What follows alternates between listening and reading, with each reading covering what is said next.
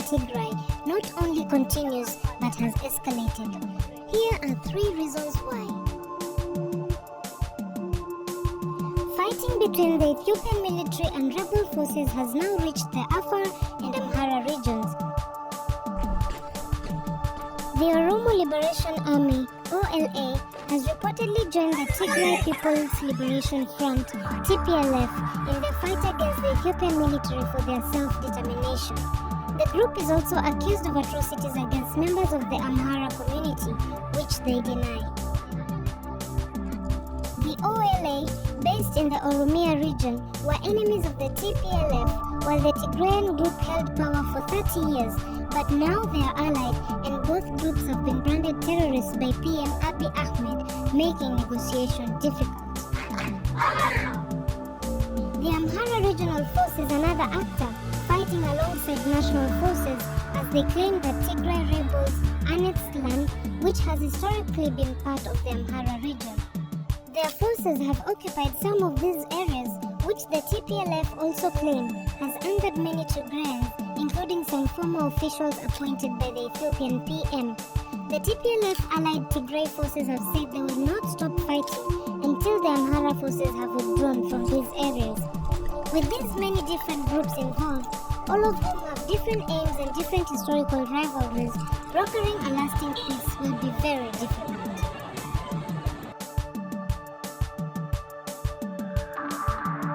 According to the UN, more than 5 million people are facing a food crisis in Tigray. They also state that humanitarian aid to the region has been blocked by the forces of the Ethiopian government. The Ethiopian government claims this is a security measure as the aid convoys are, according to the government, attempting to bring weapons into Tigray for the TPLF, something the aid agencies deny.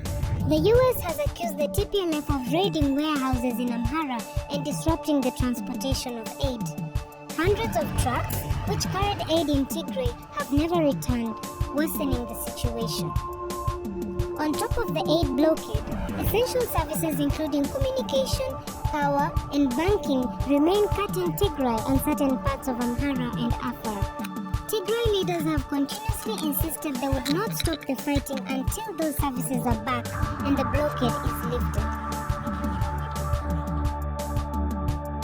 The Ethiopian government has decreed the TPLF and OLA terrorist organizations, meaning they won't negotiate with them and making a new ceasefire very difficult. Federal forces declared a unilateral ceasefire and withdrew from Mekelle in late June, but it wasn't enough.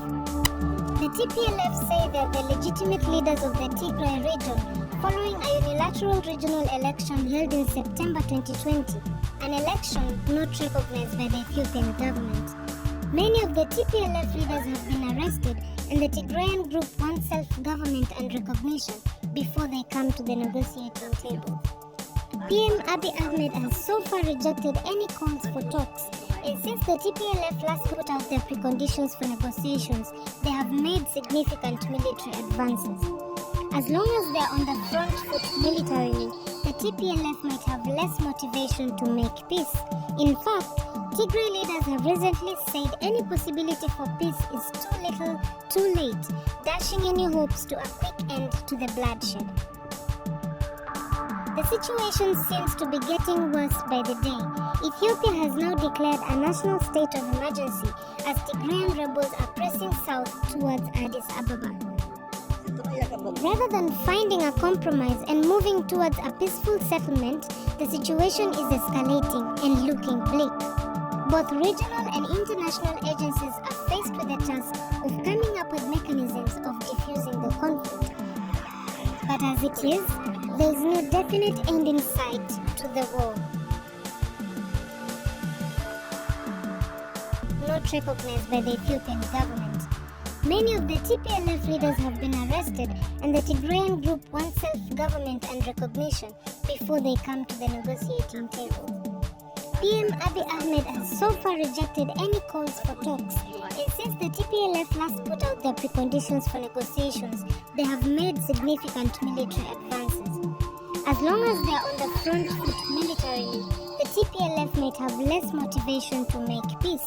In fact, Tigray leaders have recently said said any possibility for peace is too little, too late, dashing any hopes to a quick end to the bloodshed. The situation seems to be getting worse by the day. Ethiopia has now